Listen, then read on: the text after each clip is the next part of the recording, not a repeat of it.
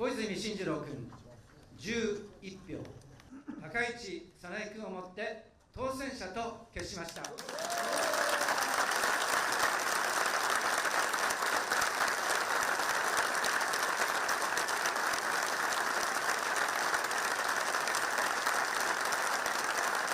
Members about their votes? I really want to though. Yeah. Yeah. No, it'll be interesting to see what they've got as best for them. So we'll see. I'm kind of concerned about Sanae though. So I think the election of Takaichi probably reflects a shift towards the right, a more sort of nationalist type of politics in Japan, which has been going on really, I think, probably since the 1990s, so it's not a new trend. But in the past couple of years, the people who've been elected the leaders of the LDP generally come from the more liberal wing of the party. So I think this is significant within the party's politics to say that the right to recapture the leadership, which they haven't really held, I think, really since Prime Minister Abe.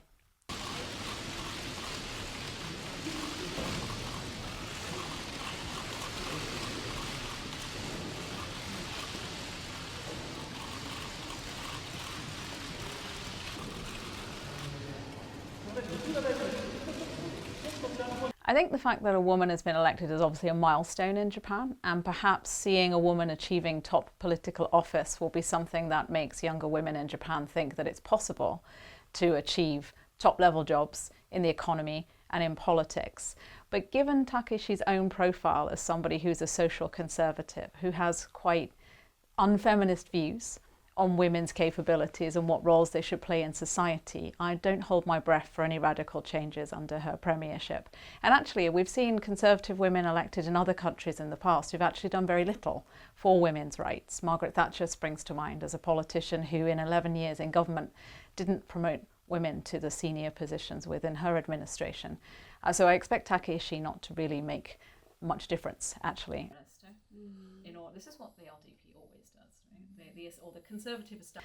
The fact that she has this more nationalist reputation is probably going to make her administration harder to deal with for some of Japan's neighbours. You know, her visits, for example, to the controversial Yasukuni Shrine, which is the war memorial in Japan where a number of war criminals are also interred.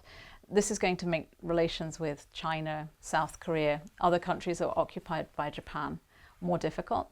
I think in terms of economics, her policy agenda seems to be somewhat different from the current administration. She wants to see more fiscal stimulus, more spending as a way of trying to kickstart the economy.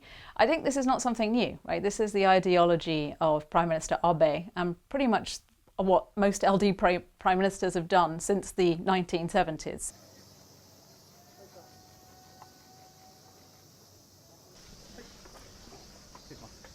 ですけれども、2、3お聞かせください。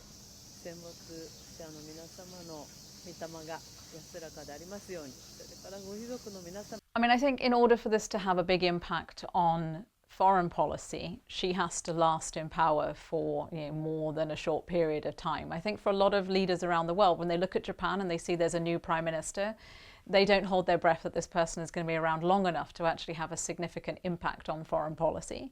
So I think, first of all, the thing she really needs to deal with is making sure she's got a legislative coalition to get legislation through the Diet. If she has some...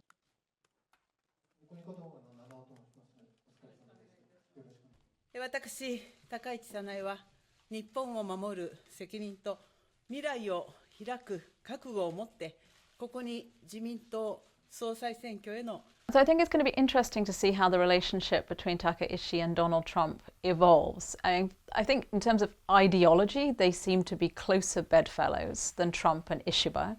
Obviously, they share quite a nationalistic agenda.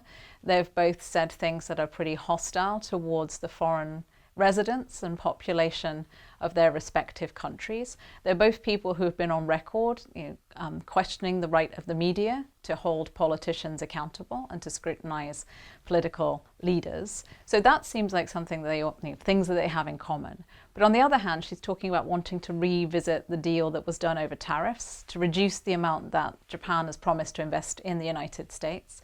And she's also a woman over the age of 40, which is not a demographic that Donald Trump tends to do very well with. ありがとうございます。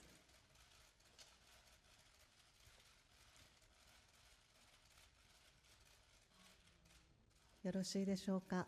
続きまして記号がですね